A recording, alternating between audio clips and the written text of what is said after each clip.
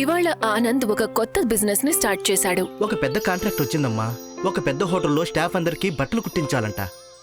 అందుకని నేను పెద్ద ఆటోమేటిక్ మిషన్ ని తెప్పించాను. ఇప్పుడు చూడమ్మా, నేను ఎంతో బాగా కష్టపడి డబ్బులు సంపాదిస్తాను. నా ఆశీర్వాదం ఎప్పుడూ నీకు తోడుగా ఉంటుంది బాబూ. నాకిప్పుడు నీ పెళ్లి గురించి మాత్రమే దిగులుగా ఉంది. నీకు ఒక మంచి భార్య వస్తే అంతే చాలు, నా బాధ్యతకి తీరిపోతుంది. ఆ మాట విని ఆనంద్ నవ్వుకుంటాడు. కొన్ని రోజుల తర్వాత కాదంబరి తన కొడుకు కోసం సంబంధాలు చూస్తూ ఉంటుంది. నాకు అచ్చం బంగారం లాంటి కోడలు కావాలి. రంగు రూపుల్లో అందంగా చదువుకున్న చక్కటి కోడలు కావాలి. మీరేమీ కంగారు పడకండమ్మా, నేను సర్వగుణ సంపన్నురాలని తీసుకొస్తాను. పంతులుగారు మాట్లాడుతూ ఉండగానే ఉన్నట్టుండి ఆశ్చర్యానికి గురవుతారు. ఎదురుగా ఆనంద్ ఉంటాడు. తన పక్కన లీలా ఉంటుంది. ఆనంద్ ఇంకా లీలా పెళ్లి చేసుకుని వస్తారు. అమ్మా, నేను లీలాని పెళ్లి చేసుకున్నాను. ఏంటి? అపశకునం. ఇక అంతా అపశకునమే జరుగుతుంది. ఈ అమ్మాయి వట్టి అపశకునం అమ్మా. ఈ అమ్మాయి జాతకంలో దోషం ఉంది. తను ఏ ఇంటికైతే వెళ్తుందో అక్కడంతా సర్వనాశనమైపోతుందమ్మా. మీరు ఏమైనా చెప్పండి, అపశకునం లాంటివి ఏమీ ఉండవు. ఇప్పుడు నువ్వు నా మాట వినకపోవచ్చబ్బాయ్, కానీ ఏదో ఒక రోజు తప్పకుండా వింటావు. పంతులుగారక్కడి నుంచి వెళ్లిపోయారు. కాని లీలా అపశకునం అనే మాట కాదంబరి మనసులో తిష్ట వేసుకుని కూర్చుంటుంది. లీలా ఇంటి పనులన్నీ చక్కగా చేస్తుంది.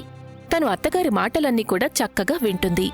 కాని తనకి ఇంట్లో కూర్చుని బోర్ కొడుతుంది. నేనేమనుకున్నాను అంటే, నేను కూడా ఏదైనా పని చేస్తే బాగుంటుందని. ఎందుకంటే రోజంతా ఇంట్లో ఖాళీగా కూర్చుంటున్నాను. ఆలోచన బాగానే ఉంది, కానీ ఎక్కడికో వెళ్లి పనిచేయడానికి బదులు నువ్వే మన గార్మెంట్లో పనిచేసుకోవచ్చు కదా. అది కూడా నిజమే. మరుసటి రోజు లీలా గార్మెంట్ ఫ్యాక్టరీకి వెళ్తుంది. అక్కడ చాలా మంది పనిచేస్తూ ఉంటారు. ఆనంద్ లీలాకి ఎక్కడేం జరుగుతుందో అన్నిటినీ వివరంగా చెప్పాడు. కొన్ని రోజులు అంతా బాగానే ఉంది. తర్వాత ఉన్నట్టుండి కరోనా పెరిగింది. సర్కారు వారు అన్ని చోట్ల లాక్డౌన్ విధించారు. ఆనంద్ గార్మెంట్ ఫ్యాక్టరీ కూడా మూతబడింది. దానికి ఆనంద్ చాలా కంగారు పడతాడు. అంతలో ఒక కాల్ వస్తుంది. కానీ సార్, మీరు ఉన్నట్టుండి కాంట్రాక్ట్ ఎలా క్యాన్సిల్ చేయగలరు? ఇప్పుడు లాక్డౌన్ ఉంది కదా సార్. కానీ నేను చెప్పేది వినండి సార్. అవతలి వ్యక్తి చెప్పాల్సింది చెప్పి ఫోన్ కట్ చేస్తాడు. ఆనంద్ నిరాశ చెందుతాడు. ఏమైంది? హోటల్కి సంబంధించి పెద్ద కాంట్రాక్ట్ వచ్చింది కదా, దానిని వాళ్ళు క్యాన్సిల్ చేశారు. నాకు లక్షల్లో నష్టం వస్తుంది. ఇప్పుడు నేనేం చేయాలి? ఆ మాటను కాదంబరి వింటుంది. అపశకునం.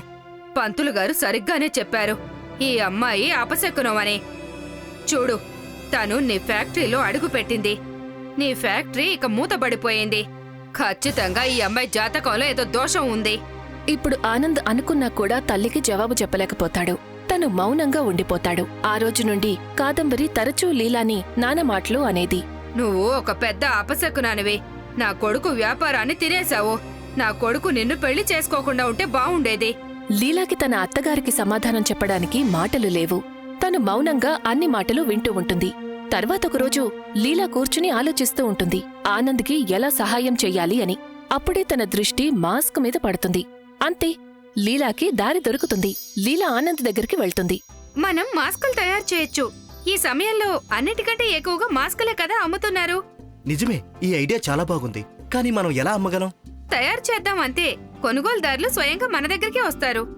ఆనంద్ లీలా కలిసి మాస్కులు తయారు చేయడం మొదలు పెడతారు. ఆ మాస్కులను ఆనంద్ ఒక షాపు దగ్గరికి తీసుకువెళ్తాడు. మీరు ఈ మాస్కులను అమ్మి పెడతారా? దుకాణంలో అతను ఆ మాస్కును చూసి, మాస్క్ క్వాలిటీ అయితే బానే ఉంది, నేను వీటిని అమ్మి పెడతాను. నువ్వు ఒక పని చెయ్యి, నాకు 100 మాస్కులు ఇవ్వు. ఒకవేళ అమ్ముడుపోతే నేను మళ్ళీ అడుగుతాను. అలాగేనండి. అలా ఇంకా చాలా దుకాణాల్లో ఆనంద్ మాస్కులనిస్తాడు. ఆనంద్ సంతోషంగా ఉన్నాడు. కనీసం ఎంతో కొంత పనైతే జరుగుతోంది అని. ఆనంద్ ఇంటికి వెళ్లేసరికి తన మొబైల్ మోగడం మొదలుపెడుతుంది.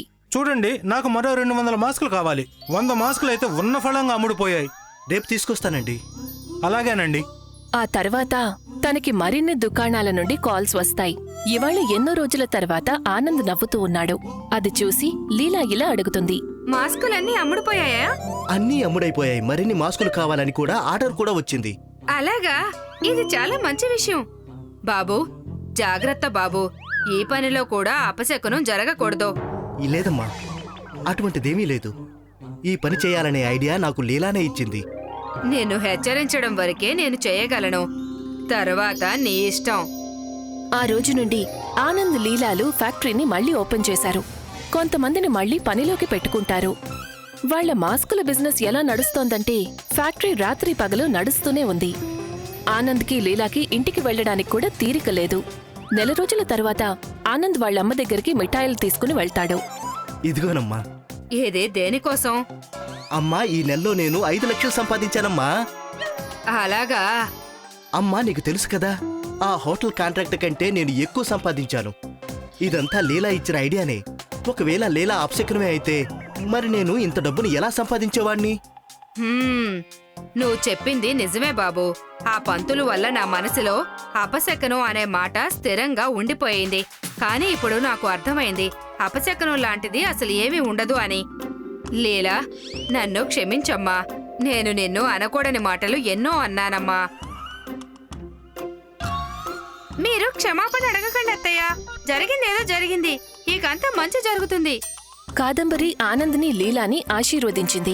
ఈ కథ మనకు ఏం చెప్తుంది అంటే అపశకునం లాంటివి అసలు ఏమీ ఉండవు అని. ఇటువంటి మూఢనమ్మకాలను మనం ఏమాత్రం నమ్మకూడదు. భోజ్పూర్ గ్రామంలో ఒక పేరు చాలా ఫేమస్. పేటూరాం.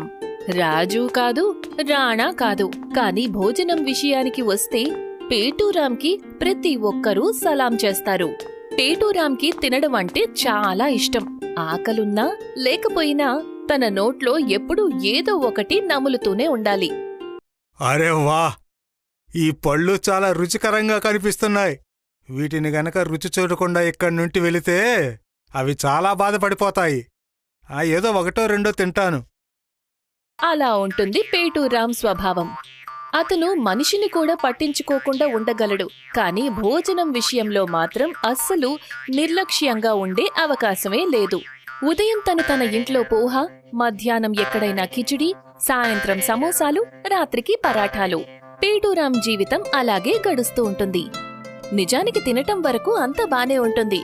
కాని పేటూరాం భోజనం చేసిన తర్వాత డబ్బులివ్వనప్పుడు అసలు సమస్య మొదలవుతుంది. అరే పేటూరాం, ఎక్కడికి వెళ్తున్నావు?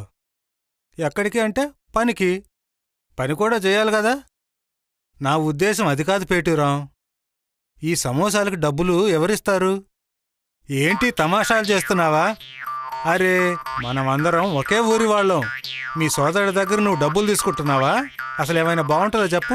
ఎందుకు బాగుండదు? తప్పకుండా బాగానే ఉంటుందిలే. నాకైతే చాలా బాగుంటుంది. నాకెందుకు ఇవన్నీ? నా డబ్బులు నాకివ్వు. లేదు లేదు కిషన్, నా సోదరులాంటి నీ దగ్గర భోజనం చేసి డబ్బులు ఇవ్వడం నాకు అసలు ఇష్టం లేదు. సరే, నేను మరి వస్తాను. ఉఫ్, పేటూరాం అయితే ఇలాగే చేస్తాడు. సరళమైన స్వభావం, మృదువుగా మాట్లాడి తప్పించుకోవడం వల్ల అందరూ పేటూరాంతో విసిగిపోతారు. తను ఎక్కడికి వెళ్ళినా అక్కడ ఏదో ఒకటి తింటాడు. తన స్వభావం అందరికీ కూడా విసుగుని కలిగిస్తుంది. చూడండి, ఇదిగో ఏమండి. అరే, కాస్త నెమ్మదిగా మాయా. ఎందుకు అంతలా అరుస్తున్నా? ఆ పేటూరాం ఉన్నాడు కదా, అతను మన దుకాణం దగ్గరికే వస్తున్నాడు. అయితే ఏమైంది? ఏమైంది అంటే అతను రాక్షసుడండి. తెలుసా నిన్న ఏమైందో? నేను మన బాబుకి టిఫిన్ తినిపిస్తున్నాను. అంతలో ఆ పేటూరాం వచ్చి గిన్నెను లాక్కొని మొత్తం అంతా కూడా తినేశాడు. పైగా అంటాడు, క్షమించు వదినమ్మా, అదేంటంటే బాబుకి ఈ టిఫిన్ అంతగా నచ్చడం లేదేమో, వృధా చేయడం ఎందుకు అనుకున్నాను, అందుకే తినేశాను అన్నాడు. భగవంతుడా, అలా ఎవరైనా చేస్తారా? ఇక వదిలేయచ్చు కదా, తను ఎప్పటికీ మారడు. అతను మారకపోవచ్చు, కాని అలాగే తను మన ఇంటికొచ్చి తినటం మొదలు పెడితే ఏదో ఒక రోజు మనకి కూడా తినడానికి మిగలదు.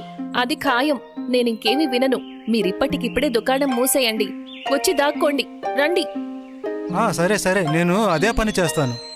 చూస్తూ చూస్తూ పేటూరాం మీద భయం ఊరంతా కూడా విస్తరిస్తుంది. అందరూ తనని చూసి తమ దుకాణాలను మూసేస్తారు. కాని పేటూరాం ఎలాగోలా ఎవరో ఒకరిని పట్టుకుంటాడు. తన కడుపుని నింపేసుకుంటాడు. కాని ఒకరోజు అద్భుతం జరుగుతుంది. పేటూరాంకి తీపి తినాలి అనే ఆశ పూర్తిగా హద్దులను దాటేస్తుంది. అతను తన ఇంట్లో ఉన్న మిఠాయి డబ్బాలన్నిటినీ కూడా ఒకేసారి ఖాళీ చేస్తాడు. ఆ తర్వాత గట్టిగా త్రేనుస్తూ ఇలా అంటాడు, అయిపోయింది. భలే సరదాగా ఉంది. కాని ఏంటిది? నా కోరిక ఇంకా రెట్టింపు అవుతూనే ఉంది. నాకు తీపి తినాలనుంది. సరే, పని మొదలుపెట్టు పేటూరాం. వెతుకు. నీ ఆత్మను శాంతింపచెయ్యి. భలే పేటూరాం, ఇంట్లో ఉన్న మిఠాయిలన్నీ ఖాళీ చేసిన తర్వాత కూడా అతను ఓటమిని అంగీకరించలేదు. తన కడుపుని కాస్త శాంతింపచేయడానికి మొత్తం ఇల్లంతా వెతుకుతాడు. డబ్బాలు, గిన్నెలు, అల్మారాలు అన్నీ వెతుకుతాడు, కాని ఏమీ దొరకలేదు. అరే, ఇంట్లో అన్నీ ఖాళీ అయిపోయాయేంటి? అది నిజంగానే అసలు ఏమీ దొరకట్లేదు. ఇప్పుడు ఏం చెయ్యాలి? నేను ఇప్పుడు కిషన్ దుకాణానికి వెళ్తాను. అక్కడ ఖచ్చితంగా ఏదో ఒకటి దొరుకుతుంది నాకు. పాపం పేటూరాం, తనకి పాపం ఏమైందో తెలీదు. ఇవాళ తన ఆకలి అస్సలు తీరడమే లేదు. తను వెంటనే కిషన్ దుకాణం దగ్గరికి వెళ్తాడు. కాని దురదృష్టవశాత్తు కిషన్ దుకాణం ఇవాళ కూడా మూసుంది. తను దిగులు పడతాడు, కాని ఓటమిని అంగీకరించలేదు. మిగతా దుకాణాలకు వెళ్లాలని అనుకుంటాడు. కాని పేటూరాం డబ్బులు ఇవ్వకపోవడం వల్ల అందరూ కూడా తనని తరిమేస్తారు. ఇప్పుడు తను అలసిపోయి ఆకలితో, అన్నిటికంటే దారుణమైన విషయం ఏంటంటే స్వీట్ దొరకకపోవడం వల్ల ఓటమిని అంగీకరించి పొలం దగ్గరికి వెళ్లి కూర్చుంటాడు. ఏడుస్తాడు. అసలు నాకు ఎందుకు ఇలా జరుగుతోంది? నేనంత చెడ్డవాడినా? నాకు కొంచెం మిఠాయి కూడా ఎవరు ఇవ్వడం లేదు. నేను అసలేమంత చెడ్డవాడినా? నేనేమంత తినడం లేదు కదా. నేనేమి అంత తినడం లేదు కదా. మరైతే అందరూ నన్ను ఎందుకు ఇలా తరివేస్తున్నారు? నేను కూడా మనిషినే కదా, నాకు కూడా అందరిలాగా ఆకలేస్తుంది కదా. కాస్త ఎక్కువ ఆకలిస్తా మాత్రం అందులో ఇబ్బంది ఏముంది? ఇప్పుడు నేనేం చెయ్యాలి? నాకు స్వీట్ తినాలని ఉంది. ఏం చెయ్యాలి?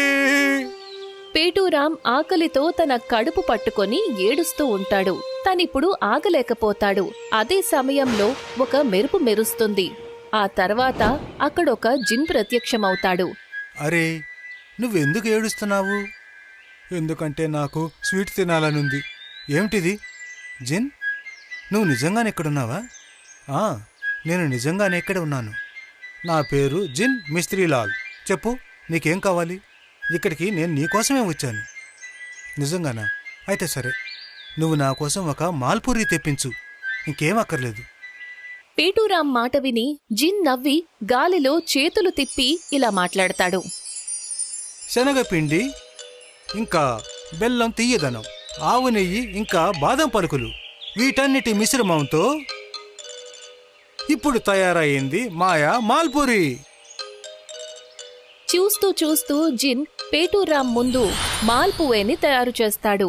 అవి బంగారు పళ్ళెంలో అందంగా ఉంటాయి. వాటిని చూసి పేటూరాం నోట్లో నీళ్లు వస్తాయి.